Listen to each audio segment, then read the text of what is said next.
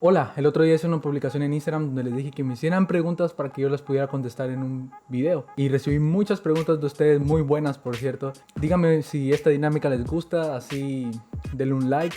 Así voy a poder seguir sacando este tipo de formato, preguntas de Instagram. Y síganme en mi Instagram para que estén pendientes de cuando sube la publicación y ustedes hacer las preguntas que quieran. Así que empecemos. La primera pregunta que me hacen es: ¿alguna vez bloqueaste a tus líderes de tus redes sociales?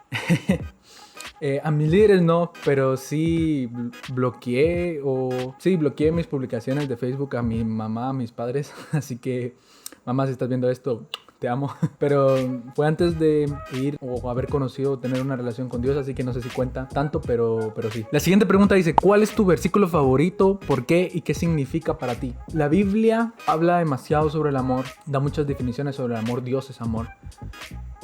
Pero la Biblia solo hay un versículo que explica qué es la fe. Y yo creo que junto con el amor, la fe es la base del evangelio y del cristianismo. Y por eso me encanta a mí Hebreos 11, donde dice: es pues la certeza de lo que no se ve y la convicción de lo que se espera. Y he aplicado y he aprendido tanto de la fe y me he movido tanto por fe. Mi vida se dedica a creerle a Dios. Entonces por eso diría que ese sería mi versículo favorito.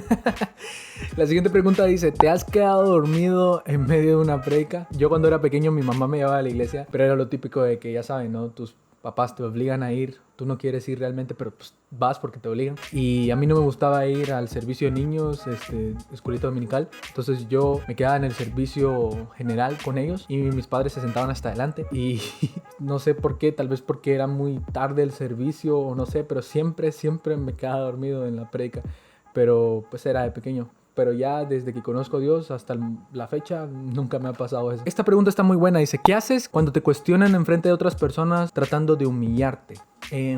Ese tipo de personas yo las intento evitar lo más posible. Yo intento evitarlo lo más posible. Yo siempre he tenido conversaciones con personas de las cuales no creen en Dios. Muchas de esas personas son mis amigos y a las cuales yo tengo confianza y sé que cuando yo tengo una conversación con ellos, ninguno de los dos nos vamos a intentar humillar porque somos amigos. Solo es una conversación y exponemos los puntos y nos queremos. Pero cuando una persona que solo llega para tirar odio a mi vida, para intentar humillarme, como tú dices, yo lo que hago es reírme e intentar no ponerle mucha atención a esa persona o ser superficial a la hora de hablar de un tema en específico, porque no importa lo que tú le vayas a decir, esa persona siempre va a intentar utilizar lo que tú digas en tu contra. Por lo tanto, yo te aconsejo que cuides tu corazón, porque sobre todas las cosas hay que cuidar nuestro corazón. Y si un tipo de persona te hace mucho daño, te dice cosas que te dañan, te dice cosas que no le dan nada bueno a tu corazón, mejor apartarse o mejor no prestarle la atención o la atención que merecen otras personas, mejor dicho. La siguiente pregunta dice: ¿cuál fue tu peor error de tu pasado no cristiano? Definitivamente mi peor error fue toda la vinculación que tuve con las drogas y todo eso, porque pues siento que es la única etapa de mi vida donde no puedo sacar nada positivo. Evidentemente fue la etapa de mi vida que me llevó a conocer a Jesús y eso lo agradezco y tal vez sea lo único positivo que rescate, pero de lo contrario, de otra no saco nada más. Y creo que pude haber llegado de otra manera, no tuve que haber llegado al extremo de vivir lo que viví, pero sí, ese sería el peor error. ¿Has tenido alguna recaída? Sí, de hecho, si yo te dijera que no he pecado, que no he recaído, te estaría mintiendo. Cada vez que yo oro en las noches, yo tengo que apelar a la gracia de Dios, porque no puedo decirle a Dios: Dios, apelo a mi servicio, apelo a mi santidad, a mi integridad, porque yo sé que durante las 24 horas del día fallé más de alguna vez, pequé más de alguna vez. Y he pecado demasiado. Si les dijera las veces que he pecado, se sorprenderían. Pero creo que esto no se trata de no pecar. Se trata de que aún habiendo pecado, saber el camino que te lleva a Dios, saber el camino, saber regresar al buen camino y poner tus pecados ante Dios, sin importar las veces que caigas, saber que te puedes levantar, que Jesús te va a levantar. Esta pregunta está muy buena. Dice: ¿cómo debe fundamentarse un cristiano con tantas ideologías? Me imagino que tú te refieres al qué argumento, qué posición o qué firmeza, o cómo mantener la firmeza de nuestras creencias rodeado de tantas creencias que... Creo que la respuesta sería leyendo, aprendiendo. Leyendo la Biblia, leyendo la palabra de Dios, leyendo libros, aprendiendo de todo lo que tú puedas y con la ayuda del Espíritu Santo que te ayude a discernir entre lo que tú creas correcto o no, así generar una convicción sólida de lo que tú creas. La siguiente pregunta me da mucha risa. Dice, ¿alguna vez te quedaste dormido mientras orabas? Creo que este es un secreto que nos avergüenza a todos los cristianos, pero a todos, sin excepción, nos ha pasado y sí, alguna vez me quedé dormido mientras oraba. Creo que no es algo que nos debería avergonzar. Yo soy de la creencia de prefiero quedarme dormido intentando orar que irme a dormir sin haberlo intentado. Entonces, sí, muchas veces me quedé dormido. Esta pregunta está muy fuerte, muy fuerte. Dice, ¿crees que la salvación se puede perder? Yo creo que la salvación se puede perder. Déjame explicarte. Quiero que para eso podamos ir a la Biblia. Dice en Hebreos 6:4, porque es imposible que los que una vez fueron iluminados y gustaron del don celestial fueron hechos partícipes del Espíritu Santo y asimismo gustaron de la buena palabra de Dios. Habla de las personas que creen o creyeron en el nombre de Jesús y fueron salvos, las personas, los cristianos que siguen a Jesús. Y los poderes del siglo venidero. 6. Recayeron sean otra vez renovados para arrepentimiento y crucificados de nuevo para sí mismos al Hijo de Dios y exponiéndole al vituperio. Hebreos, aquí en el pasaje de Hebreos 6, del 4 al 6, nos habla sobre cómo es imposible, la palabra dice que es imposible que alguien que recae pueda volver a crucificar al Hijo de Dios para volver a tener la salvación. Jesús se crucificó una vez por ti y una vez por mí, por todos nuestros pecados. Y es imposible que Él se pueda volver a crucificar porque esa acción ya fue dada. Jesús ya se crucificó. Pero aquí la palabra clave está en recaer. ¿Qué significa recaer? Recaer no es pecar. No vas a perder tu salvación por haber pecado. Recaer, pienso yo, porque si no, no tuviera sentido, ya que Juan dice que si nosotros exponemos nuestros pecados ante Dios, Él es vasto en perdonar. Entonces no tiene sentido que recaer sea pecar. Pero yo pienso que recaer se refiere a dejar de creer. Así es como yo lo entiendo. Hay un punto A donde tú no eres salvo y hay un punto B donde sí eres salvo. Y hay un hilo que conecta ese punto A y ese punto B. La única forma de dejar de ser B es que el hilo deje conectar A con B. Y yo creo que el hilo, según Juan, que dice, de tal manera amó Dios al mundo que entregó su Hijo unigénito para que todo aquel que en Él creyere, no se pierda, más tenga vida eterna. Lo importante es el que en Él creyere. Ese es el hilo que conecta nuestro pecado e impureza, el no ser salvos, con la salvación, el creer. Entonces, el recaer que habla en Hebreos se refiere en el punto en el cual nosotros no creíamos en el concepto de crucifixión, en el concepto de Jesús, en el concepto de que Jesús, su sangre nos limpia. Entonces, la forma en la cual nosotros perdemos nuestra salvación es cuando el hilo, nuestra fe, nuestra creencia se corta. Es cuando nosotros dejamos de creer que la sangre de Cristo salva, que Jesús salva, que todo eso nos salva. Es la única forma en la cual nosotros podemos perder nuestra salvación. Y Ángelo, ¿y cómo llego a ese punto? Pues por lo general se da cuando se van acumulando muchos pecados.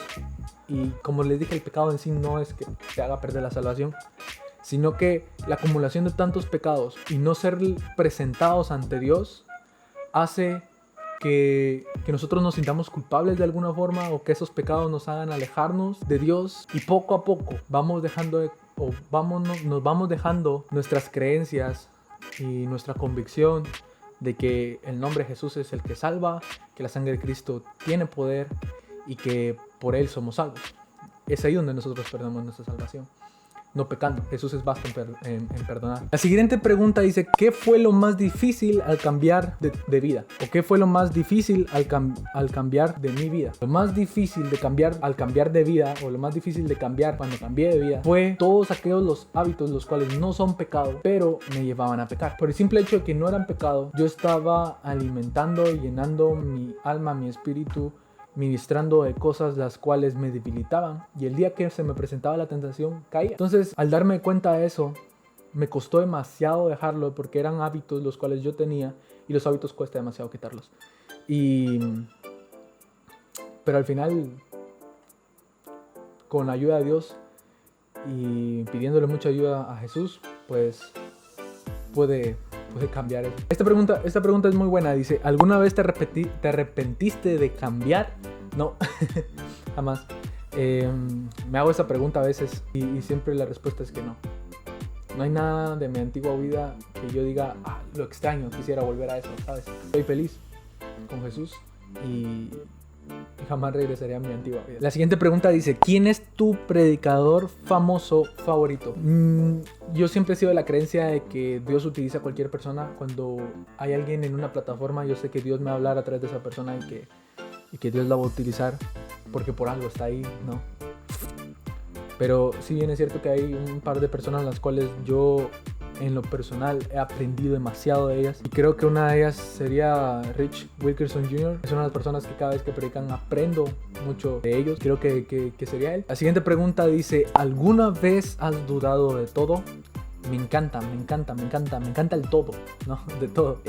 No sé si se refiere a tener una sola duda de todo o tener muchas pequeñas dudas que conformen todo. No sé, me explico, pero la respuesta es sí. He dudado. Tengo muchas dudas todos los días. Desde que me convertí hasta hoy he tenido tantas dudas. Muchas las he resuelto, muchas no. Y me siguen surgiendo nuevas dudas.